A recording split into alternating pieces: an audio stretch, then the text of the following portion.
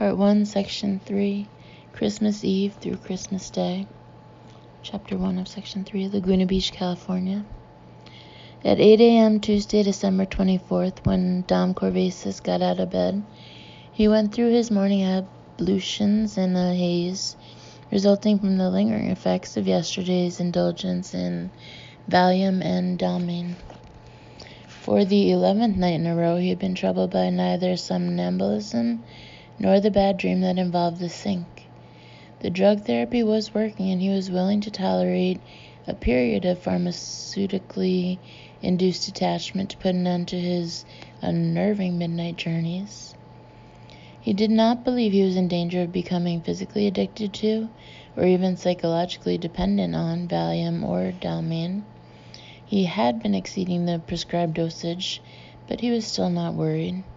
He had almost run out of pills, and in order to get another prescription from Dr. Koblitz, he had fabricated a story about a break-in at his house, claiming that the drugs had been taken along with his stereo and TV set.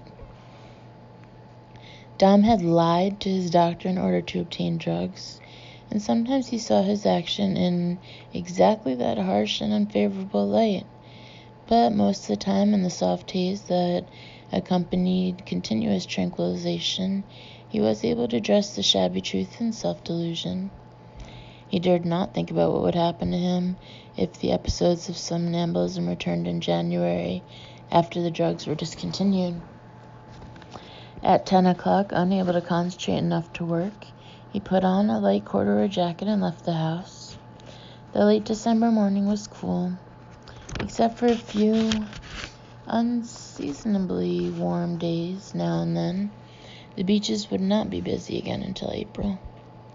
As Dom descended the hills in his Firebird, heading for the center of town, he noticed that Laguna looked dull under a somber gray sky. He wondered how much of the leaden gloom was real and how much resulted from the dulling effects of the drugs, but he quickly abandoned that disturbing line of thought. In acknowledgement of his somewhat fuzzy perceptions and impaired responsiveness, he drove with exaggerated care. Dom received most mail at the post office. Because he subscribed to so many publications, he rented a large drawer rather than just a box, and that day before Christmas the drawer was more than half full. He didn't look at the return addresses, but carried everything back to the car with the intention of reading his mail at breakfast. The Cottage, a popular restaurant for decades, was on the east side of Pacific Coast Highway, on the slope above the road. At that hour, the breakfast rush had passed, and the lunch crowd had not yet arrived. Dom was given a table by the window with the best view. He ordered 2 eggs, bacon, cottage fries, toast, and grapefruit juice. As he ate, he went through the mail. In addition to magazines and bills, there was a letter from Lennart Sane, the wonderful Swedish agent who handled translation rights in Scandinavia and Holland, and a padded envelope from Random House. As soon as he saw the publisher's address on the label, he knew what he had. Finally, his mind began to clear, the fuzziness partially dispelled by excitement. He put down the toast he had been eating and tore open the large envelope, and an advance copy of his first novel slid out. No man can know what a woman feels when taking her newborn child in her arms for the first time, but a novelist who holds the first copy of his first book must experience a joy similar to that of the mother who looks upon the face of her baby for the first time and feels its warmth through the swaddling clothes. Dom kept the book beside his plate and could barely look away from it. He had finished his meal and had ordered coffee by the time he was able to tear his attention from Twilight and examine what mail remained. Among other things, there was a plain white envelope with no return address, which contained a single page of white paper on which had been typewritten 2 sentences that rocked him. The sleepwalker would be well advised to search the past for the source of his problem. That is where the secret is buried. He read the passage again, astonished. The sheet of paper rattled as a tremor passed through him. The back of his neck went cold. 2. Boston, Massachusetts. When Ginger got out of the cab, she was in front of a 6-story brick Victorian Gothic building. A blustery wind slapped her, and the bare-limbed trees along Newbury Street rasped, clattered, and clicked, the sound of rattling bones. Huddling against the bitter wind, she scurried past the low iron fence and entered 127 Newbury, the former Hotel Agassiz, one of the city's finest historic landmarks, now converted into condominiums. She had come to see Pablo Jackson, about whom she knew only what she had read in yesterday's Boston Globe. She had left Baywatch after George departed for the hospital, and after Rita went off to do some last-minute Christmas shopping, for she had been afraid they would try to stop her. In fact, the maid Lavinia had pleaded with her not to go out alone. Ginger had left a note explaining her whereabouts, and she hoped they would not be too upset. When Pablo Jackson opened his door, Ginger was surprised. That he was a black man, that he was in his 80s, those things were not surprising, for she had learned as much about him from the article in the Globe. However, she was not prepared for such a vital and vigorous octogenarian.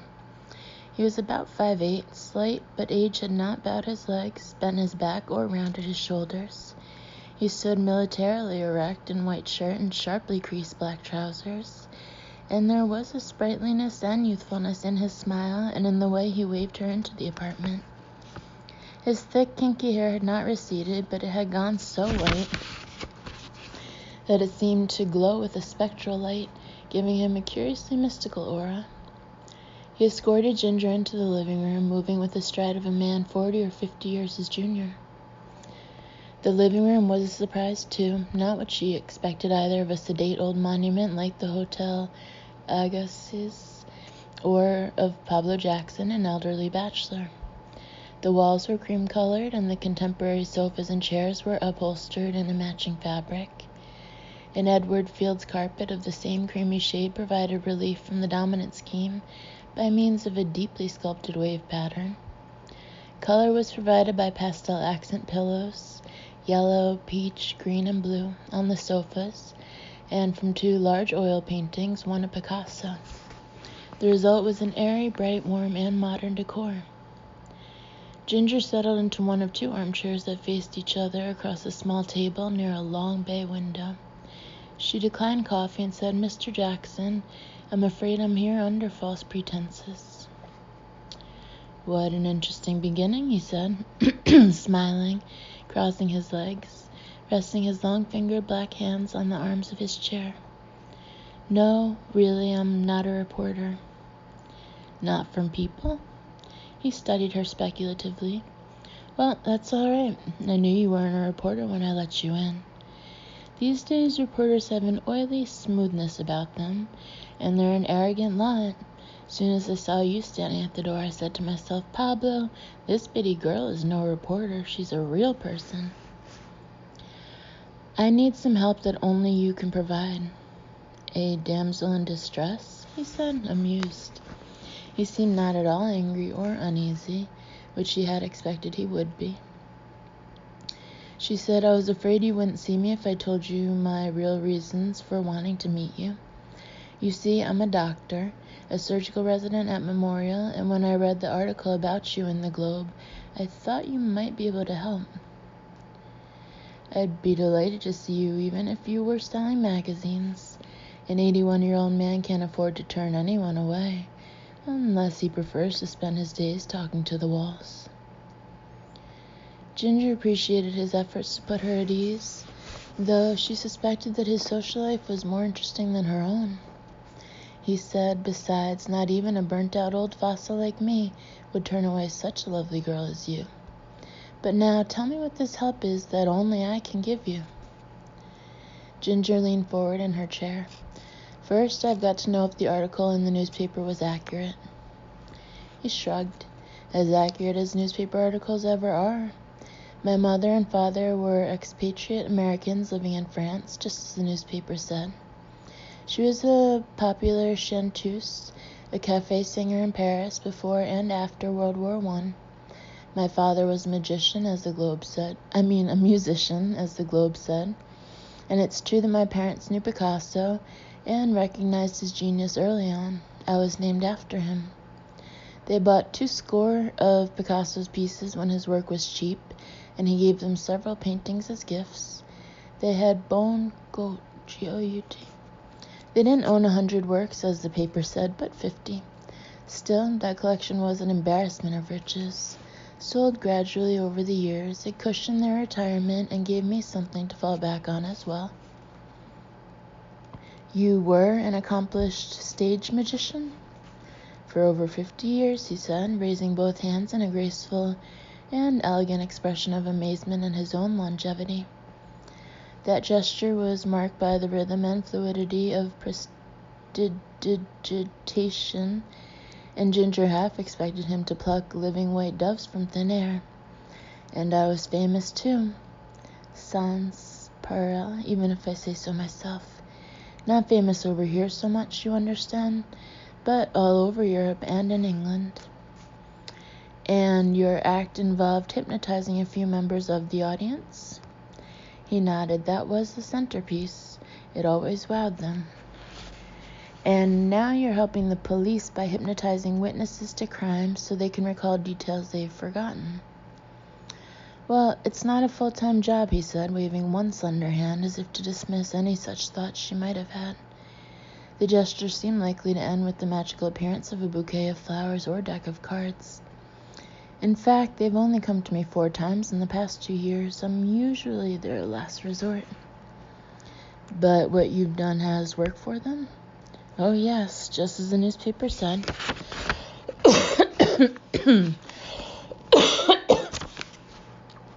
For instance, a bystander might see a murder take place and get a glimpse of the car in which the killer escaped, but not be able to recall the license number.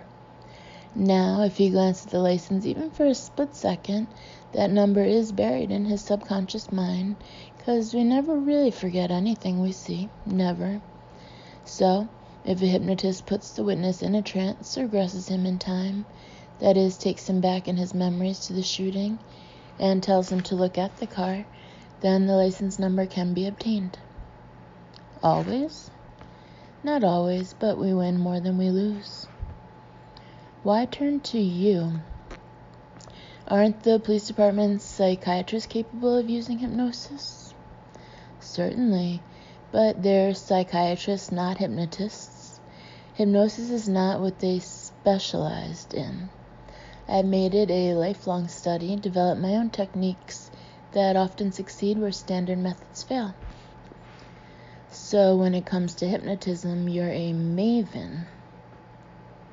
An expert? Yes, that's true. Even a maven's maven. But why does any of this interest you, Doctor? Ginger had been sitting with her purse in her lap and her hands at rest upon it, but as she told Pablo Jackson about her attacks, she clutched the purse tighter, until her knuckles were white. Jackson's relaxed demeanor changed to shocked interest and concern. You poor child. You poor little thing. And something in French. From bad to worse. To worse. How horrible. You wait there, don't you move. He popped up from the chair and hurried from the room. When he returned, he was carrying 2 glasses of brandy. She tried to refuse hers. No, thank you, Mr. Jackson. I don't drink much, and certainly not at this hour of the morning. Call me Pablo. How much sleep did you get last night? Not much. You were up most of the night, woke up hours ago. So for you, this isn't morning, it's the middle of the afternoon. And there's no reason a person can't have a drink in the afternoon, is there? He settled into his chair again, and for a moment they were silent as they sipped their brandies. Then she said, Pablo, I want you to hypnotize me, regress me back to the morning of November 12th, to Bernstein's Delicatessen. I want you to hold me at that point in time and question me relentlessly until I can explain why the sight of those black gloves terrified me. Impossible, he shook his head. No. I can pay whatever. Money is not the issue. I don't need money. He frowned. I'm a magician, not a physician. I'm already seeing a psychiatrist, and I've broached the subject with him, but he won't do it. He must have his reasons. He says it's too soon for hypnotic regression therapy. He admits the technique might help me discover the cause of my attacks, but he says that might be a mistake because I might not yet be ready to face up to the truth. He says premature confrontation with the source of my anxieties might contribute to a breakdown. You see, he knows best. I would be meddling.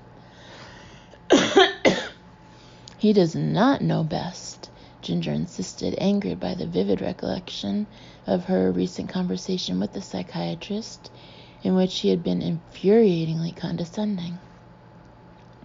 Maybe he knows what's best for most patients, but he doesn't know what's best for me. I can't go on like this. By the time Goodhausen's willing to resort to hypnosis, maybe in a year, I'll no longer be sane enough to benefit. I've got to get a grip on this problem, take control, do something. But surely you see that I can't be responsible. Wait, she interrupted, putting her brandy aside. I anticipated your reluctance. She opened her purse, withdrew a folded sheet of typing paper, and held it out to him. Here, please take this. He took the paper. Though Pablo was half a century older than she, his hands were far steadier than hers. What is it? A signed release making it clear that I came here in desperation, exonerating you in advance for anything that goes wrong. He did not bother to read it. You don't understand, dear lady. I'm not concerned about being sued. Considering my age and the snail's pace of the courts, I wouldn't live to see a judgment placed against me. But the mind is a delicate mechanism, and if something went wrong, if I led you into a breakdown, I would surely roast in hell.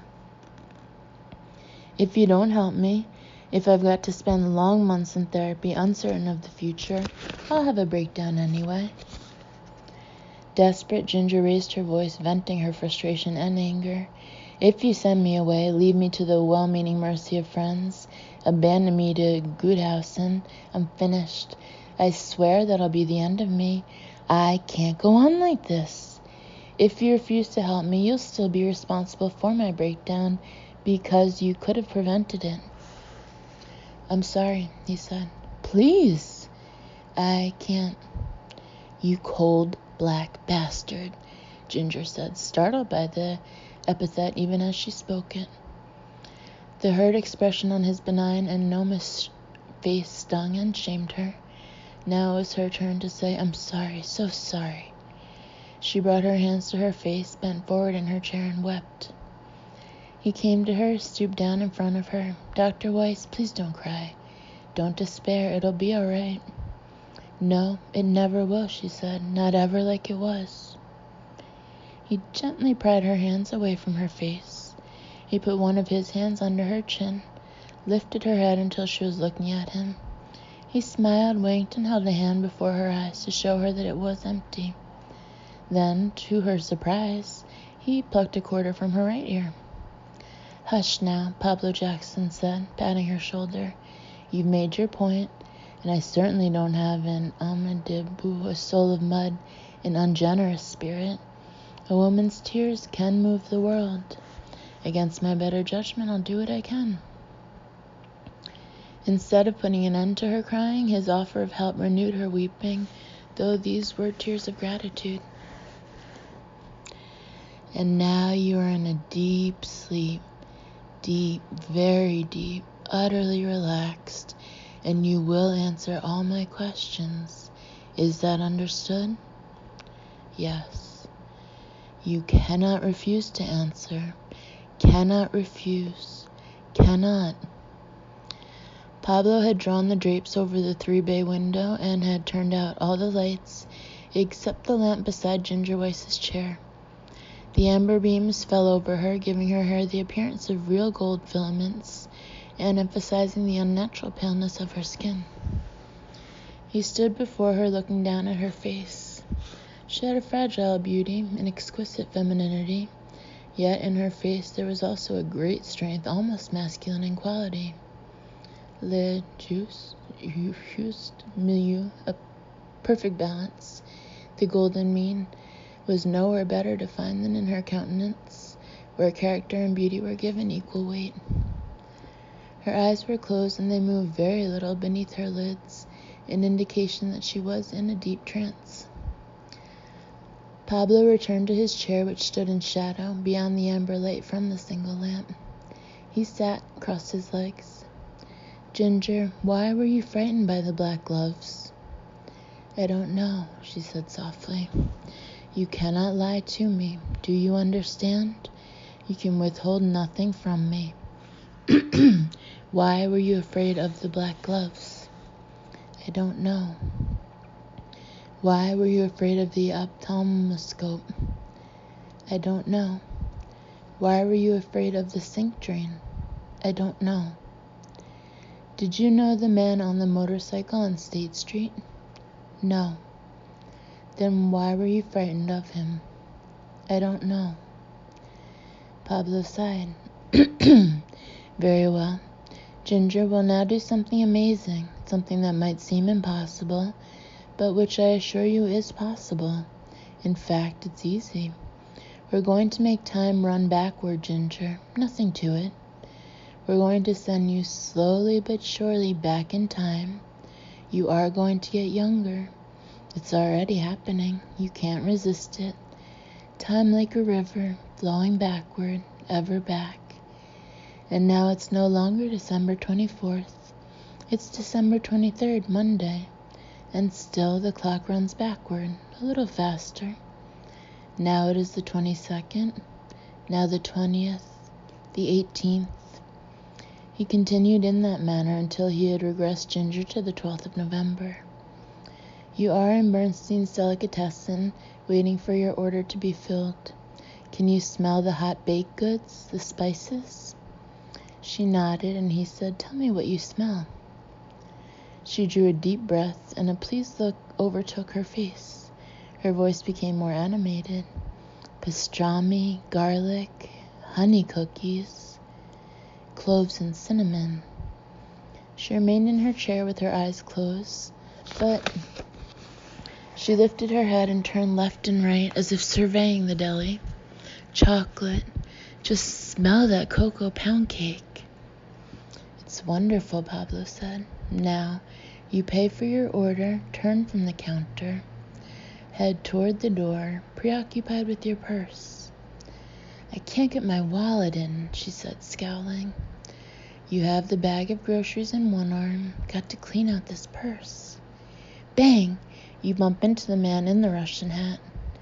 Ginger gasped and twitched in surprise. He grabs your grocery bag to keep it from falling, Pablo said. Oh, she said. He tells you he's sorry. My fault, Ginger said.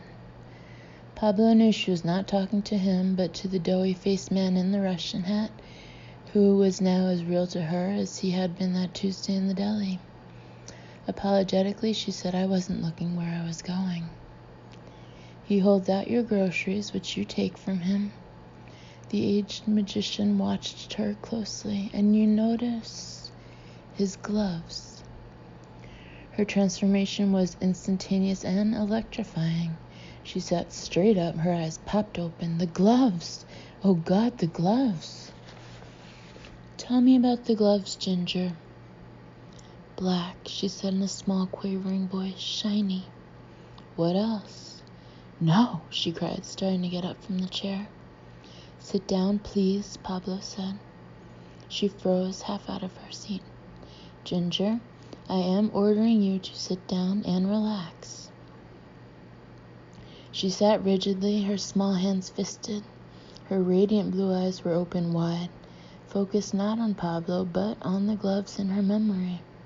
She looked as if she would bolt again at the slightest provocation. You will relax now, Ginger. You will be calm. Calm. Very calm. Do you understand? Yes. All right, she said. Her breath came less rapidly than it had done, and her shoulders slumped a bit, but she was still tense. Ordinarily, when he put someone into a trance, he maintained total and instantaneous control of his subject. He was surprised and made uneasy by this woman's continued distress in spite of his admonitions to relax. but he could not calm her further. Finally, he said, "Tell me about the gloves, Ginger." "Oh, my God." Her face twisted in fear. "Relax and tell me about the gloves. Why are you afraid of them?" She shook. "Don't let them touch me." "Why are you afraid of them?" he persisted. She hugged herself and shrank back into her chair. "Listen to me, Ginger. That moment in time is frozen. The clock is moving neither forward nor back. The gloves cannot touch you. I will never let them touch you. Time is suspended. I have the power to suspend time, and I have stopped it. You are safe. Do you hear me?" "Yes," she said, but as she cringed against the back of her armchair, there was doubt and barely suppressed terror in her voice. "You are perfectly safe." Pablo was distressed to see the sweet girl so oppressed by fear. "Time has been stopped, so you can study those black gloves without being afraid they'll get hold of you. You will study them and tell me why they frighten you." She was silent, shaking. "You must answer me, Ginger. Why are you afraid of the gloves?" She only whimpered, so he thought a moment, then said, "Is it really this pair of gloves that frighten you?" No, not exactly. The gloves on this man in the deli, they remind you of a pair of other gloves, perhaps from some incident long ago. Is that it?" "Oh, yes.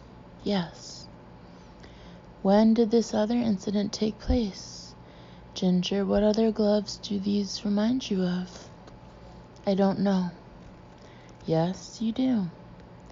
Pablo rose from his chair, moved to the draped windows, and observed her from those shadows. "All right. The hands of the clock are moving again. Time is moving backward again. Back. All the way back to the time when you were first frightened by a pair of black gloves. You are drifting back. And now you are there. You are at the very time, at the very place, at the precise moment and spot where you were first frightened by black gloves." Ginger's eyes were fixed on a horror in a different time, not in this room or in Bernstein's delicatessen, but in some other place. Pablo watched her anxiously. "Where are you, Ginger?" When she remained silent, he said, "You must tell me where you are."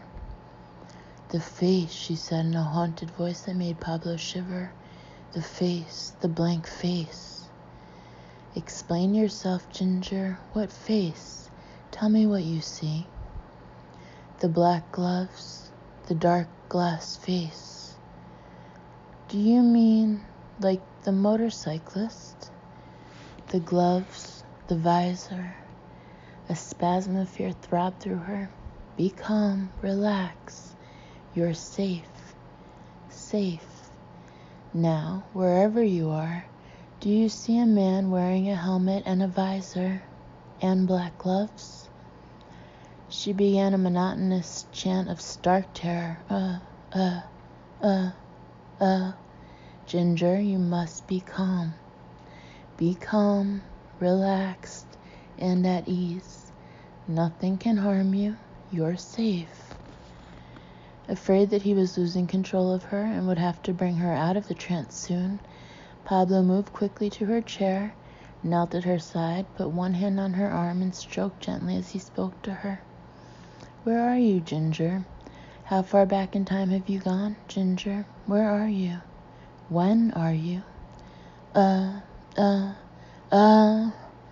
pathetic cry escaped her, an echo out of time, the tortured response to a long-suppressed terror and despair. He became very stern, switching from a soft to a hard voice. "I am in command of you. You are deeply asleep and completely in my control, Ginger. I demand that you answer me, Ginger." A shudder worse than any previous spasm passed through her. "I demand that you answer. Where are you, Ginger?" "Nowhere." "Where are you?" No place. Abruptly, she stopped shaking. She sagged in the chair. The fear melted out of her face, and her features went soft, slack. In a thin and emotionless voice, she said, "Dead." "What do you mean? You're not dead." "Dead," she insisted. "Ginger, you must tell me where you are and how far back in time you've gone. And you must tell me about the black gloves, that first pair of black gloves, the ones you were reminded of when you saw the gloves on that man in the delicatessen. You absolutely must tell me." "Dead." Suddenly, because he was kneeling beside her chair and was close to her, Pablo realized her breathing was extremely shallow. He took her hand and was startled by how cold it was. He pressed 2 fingers to her wrist, feeling for her pulse. Weak, very weak. Frantic, he put his fingertips to her throat and located a slow and weak heartbeat. To avoid answering his questions, she seemed to be withdrawing into a sleep far deeper than her hypnotic trance, perhaps into a coma, into an oblivion where she could not hear his demanding voice. He had never encountered a reaction like this before, had never even read of such a thing. Was it possible for Ginger to will herself dead merely to escape his questions? Memory blocks erected around traumatic experiences were not uncommon. His reading in psychology journals sometimes turned up accounts of these psychological barricades to recollection, but they were barriers that could be dismantled without killing the subject. Surely no experience could be so horrendous that a person would rather die than remember it. Yet, even as Pablo pressed his fingers to her throat, the throbbing of her pulse grew fainter and more irregular. "Ginger, listen," he said urgently. "You don't have to answer me. No more questions. You can come back. I won't insist on answers." She seemed suspended on a terrible brink, teetering. "Ginger, listen to me. No more questions. I'm finished asking questions, I swear it." After a long and frightening hesitation, he detected a slight improvement in her pulse rate. "I'm no longer interested in the black gloves or anything else, Ginger. I just want to bring you back to the present and out of your trance. Do you hear me? Please hear me, please. I've finished questioning you." Her pulse stuttered shockingly, but then it throbbed more steadily. Respiration improved too. As he talked to her in that reassuring manner, she quickly got better. Color returned to her lovely face. In less than a minute, he returned her to December 24th and woke her. She blinked. "It didn't work, huh? You couldn't put me under." "You were under," he said shakily, "too far under." She said, "Pablo, you're trembling. Why are you trembling? What's wrong? What happened?" This time she went to the kitchen and poured the brandy. Later, at the door of Pablo's apartment, as Ginger was leaving to meet the taxi that Pablo had summoned for her, she said, "I still can't think what it could be. Nothing so terrible has ever happened to me. Certainly nothing so bad I'd rather die than reveal it." "There's something very traumatic in your past," Pablo said. "An incident involving a man wearing black gloves. A man with what you said was a dark glass face. Perhaps a motorcyclist like the one that panicked you on State Street. It's an incident you've buried very deep and which you seem determined to keep buried at any cost. I really think you should tell Dr. Goodhausen what happened here today and let him proceed from there. Goodhausen is too traditional, too slow. I want your help. I won't risk putting you in a trance and questioning you again. Unless your research turns up a similar case. Not much chance of that. I've done a lot of reading in psychology and hypnosis for 50 years, and I've never heard of anything like it." "But you're going to research it, aren't you? You promised." "I'll see what I can find," he said. "And if you discover that someone developed a workable technique for getting through a memory block like this, you'll use it on me." Ginger was mystified, but she was also considerably less distraught than she had been when she first arrived at Pablo Jackson's apartment. At least they had gotten somewhere, even if they did not yet know where. They had found the problem some mysterious traumatic experience in the past, and though they had not learned a single detail of it, they knew it was back there, a dark shape waiting to be explored. In time they would find a way to throw light on it, and when it was revealed, she would know the cause of her fugues. "Tell Dr. Goodhausen," Pablo said again. "I'm pinning all my hopes on you." "You're damn stubborn," the old magician said, shaking his head. "No, just persistent." "Willful." "Just determined." And some word in French that he said. "When I get back to Baywatch, I'll look up that word, and if it's an insult, you'll be sorry when I come back on Thursday," she teased. "Not Thursday," he said. "The research is going to take time. I'm not going to hypnotize you again unless I can find a record of a similar case and can follow someone else's procedures, knowing they succeeded." "Okay, but if you don't call by Friday or Saturday, I'll probably come back and bust my way in. Remember, you're my best hope." "I am your best hope, only for want of anything better." "You underrate yourself, Pablo Jackson." She kissed him on the cheek. "I'll be waiting for your call." "Au revoir. Shalom." Outside, as she got into the cab, she remembered one of her father's favorite aphorisms, and, like a lead weight, it counteracted her new buoyancy. "It's always brightest just before the dark." 3. Chicago, Illinois. Winton Tolk, the tall, jovial black patrolman riding shotgun, got out of the police cruiser to buy 3 hamburgers and Cokes at a corner sandwich shop, leaving his partner, Paul Arms, behind the wheel and Father Brendan Cronin in the back seat. Brandon glanced at the shop, but he could not see inside, for the big front windows were painted with festive holiday images: Santa, reindeer, wreaths, angels. A light snow had just begun to fall, and the weather forecast called for 8 inches by midnight, which meant tomorrow would be a white Christmas. As Winton got out of the car, Brendan leaned forward and said to Paul Arms, "Yeah, well, nobody's knocking going my way, but what about It's a Wonderful Life? Now there was a terrific picture." "Jimmy Stewart and Donna Reed," Paul said. "What a cast." They had been talking about great Christmas films, and now Brendan was sure he had hit upon the best of the best. Lionel Barrymore played the skinflint. Gloria Graham was in that too. "Thomas Mitchell," Paul Arms said as outside Winton reached the door of the sandwich shop. "Ward Bond. God, what a cast." Winton had gone into the sandwich shop. "But you're forgetting another great one, Miracle on 34th Street. "That was terrific, sure, but I still think Capra's better." It seemed that the gunshots and the startling cascade of shattering glass came at the same instant, with not a fraction of a second between. Even with the car doors shut, the heater fan making noise, and the police band radio crackling and chirruping, the shots were loud enough to halt Brendan in mid-sentence. As the explosions blew away the Christmas peace of the uptown street, the sandwich shop's painted window tableau dissolved, erupted in a glittering spray.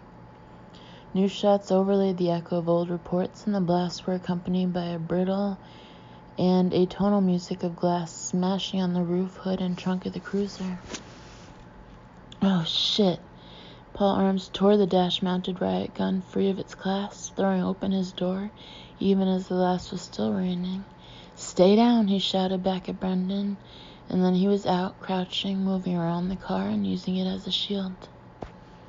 Stunned, Brendan looked through the window at his side, back toward the sandwich shop entrance. Abruptly, that door was flung wide open, and 2 young men appeared, one black, one white. The black man wore a knit cap and a long navy pea coat, and carried a semi-automatic sawed-off shotgun. The white man, in a plaid hunting jacket, was armed with a revolver. They came out fast, half-crouched, and the black man swung the shotgun toward the patrol car. Brendan was looking directly into the muzzle. There was a flash, and he was sure he had been shot, but the rear passenger side window in front of his face remained intact. Instead, the front window exploded inward, fragments of glass and lead pellets showering across the seat, rattling off the dashboard. The near miss shocked Brendan out of his daze, and he rolled off his seat to the floor, his heart hammering almost as loud as the gunfire. Winton Toke had had the bad luck to walk unsuspecting into the middle of an armed robbery. He was probably dead. As Brendan pressed himself to the floor of the squad car, he heard Paul Arms shouting outside, "Drop it!" 2 shots cracked, not a shotgun, revolver fire. But who pulled the trigger, Paul Arms or the guy in the plaid hunting jacket? Another shot, someone screamed. But who had been hit, Arms or one of the robbers? Brendan wanted to look, but he did not dare show himself. Thanks to an arrangement Father Wykazik had made with the local precinct captain, Brendan had been riding as an observer with Winton and Paul for 5 days. In an ordinary suit, tie, and topcoat, he was supposed to be a lay consultant employed by the church to study the need for Catholic charity outreach programs, a cover story which everyone seemed to accept. Winton's and Paul's beat was uptown, an area bordered by Foster Avenue on the north, Lakeshore Drive high-rises on the east, Irving Park Road on the south, and North Ashland Avenue on the west. It was Chicago's poorest and most crime-ridden neighborhood, home to blacks and Indians, but mostly to Appalachians and Hispanics. After 5 days with Winton and Paul, Brendan developed a strong liking for both men and a deep sympathy for all the honest souls who lived and worked in those decaying buildings and filthy streets, and who were prey to the packs of human jackals among them. He had learned to expect anything riding with these guys, but the sandwich shop shootout was the worst incident yet. Another shotgun blast slammed into the car, rocking it. Brendan curled feebly on the floor and tried to pray, but no words came. God was still lost to him, and he cowered in terrible solitude. Outside, Paul Arms shouted, "Give it up!" The gunman said, "Fuck you." When he'd reported to Father Wykazik after a week at St. Joseph's, Brendan had been sent to another hospital where he'd been given work on the terminal ward, a dreadful place with no children at all. There, as at St. Joseph's, Brendan quickly discovered the lesson that Stefan Wykazik expected him to learn. To most who were at the end of life, death was not to be feared but welcomed, a blessing for which they thanked God rather than cursed him. And in dying, many who had never been believers became believers at last, and those who had fallen away from faith came back. There is frequently something noble and deeply moving in the suffering that accompanied a person's exit from this world, as if each shared for a while the mystical burden of the cross. Yet, that lesson learned, Brendan remained unable to believe. Now, the fierce beating of his heart hammered the words of the prayer to dust before he could speak them, and his mouth was as dry as powder. Outside there was shouting, but he could not make sense of the words anymore, maybe because the people shouting were incoherent, and maybe because he was partially deaf from the gunfire. He did not yet fully understand the lesson that Father Wykazik had hoped he would learn from this uptown portion of his unconventional therapy. And now, as he listened to the chaos outside, he knew that the lesson, regardless of its nature, would be insufficient to convince him that God was as real as bullets. Death was a bloody, stinking, foul reality, and in the face of it, the promise of a reward in the afterlife was not the least persuasive. The shotgun discharged again, followed by the roar of the riot gun, then by shouting and the slap, slap, slap of running feet. It sounded like a war out there. Another blast from the riot gun, more shattering glass, another scream, more horrible than the one that had rent the air before it. Yet another shot. Silence. Silence perfect and profound. The driver's door was jerked open. Brendan cried out in surprise and terror. "Stay down," Paul Arms said from the front seat, keeping a low profile himself. "2 dead, but there might be other shitheads inside." "Where's Winton?" Brendan asked. Paul did not answer. Instead, he grabbed the radio microphone up front and called Central. Officer down, officer down. Arms gave his position, the address of the sandwich shop, and requested backup. Lying on his side on the floor of the squad car, Brendan closed his eyes and saw with heartbreaking clarity the pictures that Winton Toll carried in his wallet and that he proudly displayed when queried about his family. Pictures of his wife, Ranella, and his 3 children. Those rotten fucking bastards, Paul Arms said, his voice shaking.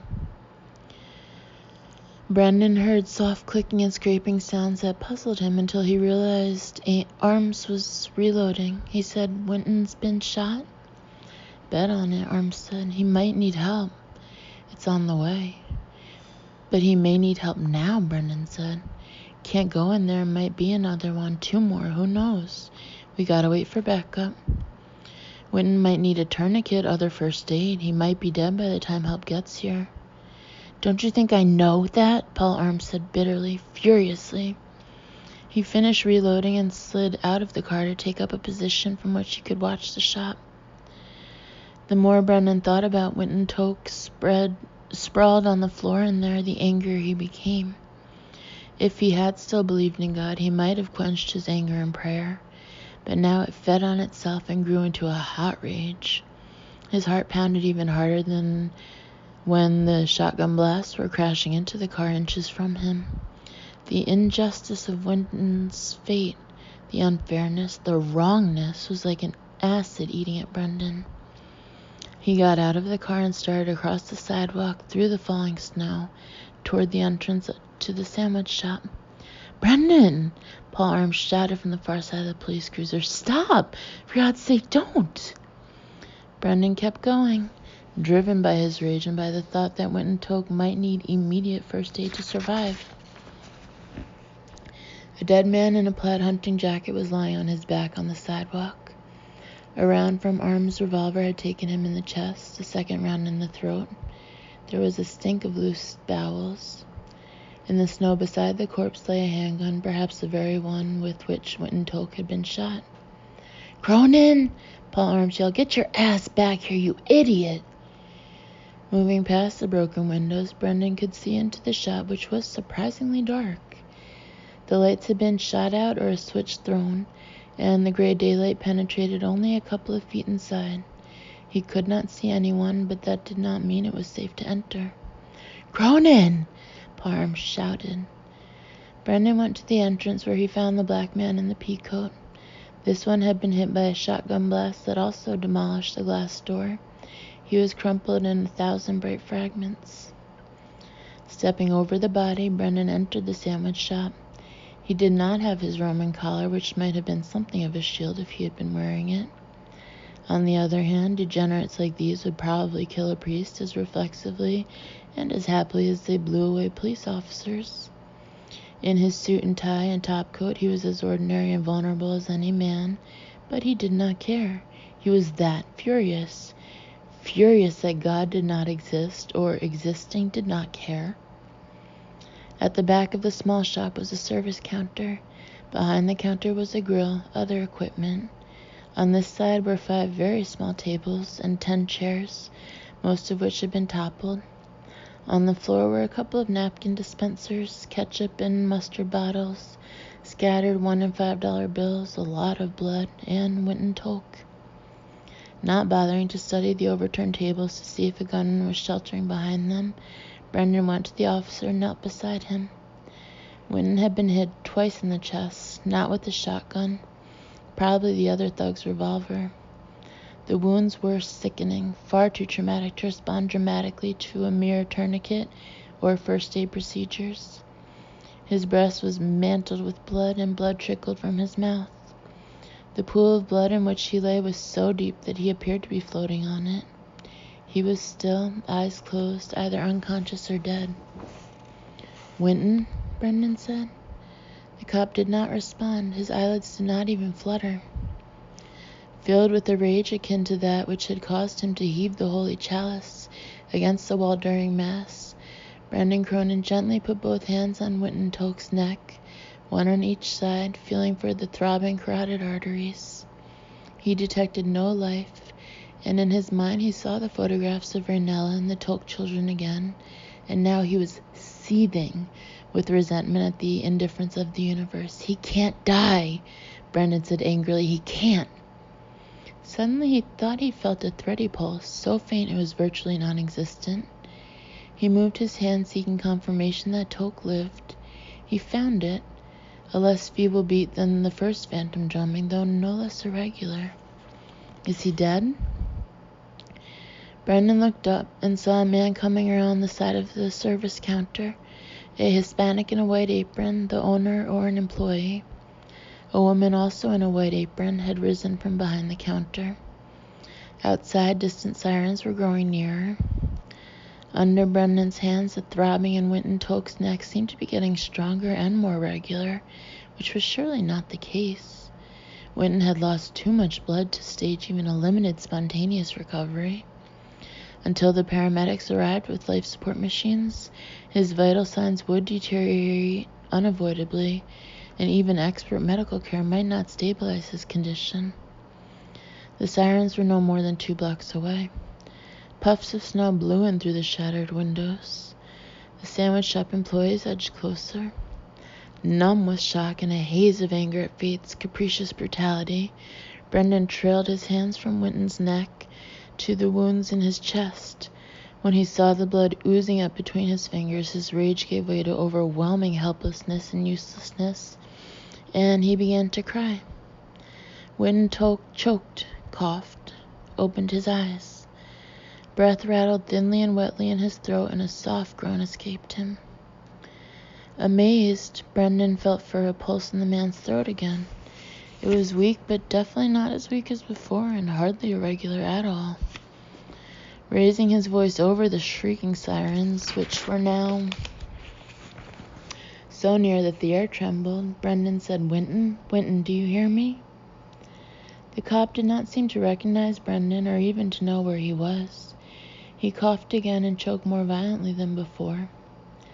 Brendan quickly lifted Tolk's head a few inches and turned it to one side to let the blood and mucus drain more freely from his mouth. Immediately the wounded man's respiration improved, though it remained noisy, each inhalation hard-won. He was still in critical condition, in desperate need of medical attention, but he was alive. Alive! Incredible. All this blood and he was still alive, hanging on. Outside, 3 sirens died, one after the other. Brendan shouted for Paul Arms, excited by the hope that Winton could be saved, but also panicked by the possibility that medical attention would arrive seconds too late. He glanced at the sandwich shop employees and shouted, "Go! Get them in here! Let them know it's safe! Paramedics, damn it!" The man in the apron hesitated, then moved toward the door. Winton Tolk expelled bloody mucus and finally drew an unobstructed breath. Brendan carefully lowered Winton's head to the floor again. The cop continued to breathe shallowly, with difficulty, but steadily. Outside there were shouts and doors slamming and running feet coming toward the sandwich shop. Brendan's hands were wet with Winton Tolk's blood. Unthinking, he blotted them on his coat, and it was then that he realized the rings had reappeared on his hands for the first time in nearly 2 weeks. One on each palm, twin bands of raised and inflamed tissue. Cops and paramedics burst through the front door, stepping over the dead man in the navy peacoat, and Brendan quickly moved out of their way. He backed up until he bumped against the service counter, where he leaned in sudden exhaustion, staring at his hands. For a few days following the first appearance of the rings, he had used the cortisone prescribed by Dr. Heaton at St. Joseph's, but when the rings had not reappeared, he had soon stopped applying the lotion. He had almost forgotten about the marks. They had been a curiosity, baffling but of little concern. Now, as he looked at the strange marks, he heard the voices of those around him, fuzzy and strange. "Jesus, the blood! Can't be alive, twice in the chest. Get the fuck out of my way! Plasma! Type his blood. No, wait, do it in the ambulance." Brendan finally looked at the crowd around Winton Tolk. He watched the paramedics as they worked to keep the wounded man alive, get him on a stretcher and move him out of the sandwich shop. He saw a cursing policeman dragging the dead dead man out of the doorway to make it easier for the paramedics to exit with Tolk. He saw Paul Arms moving along beside the stretcher. He saw that the blood in which Tolk had been lying was not merely a pool, but a lake. He looked at his hands again. The rings were gone.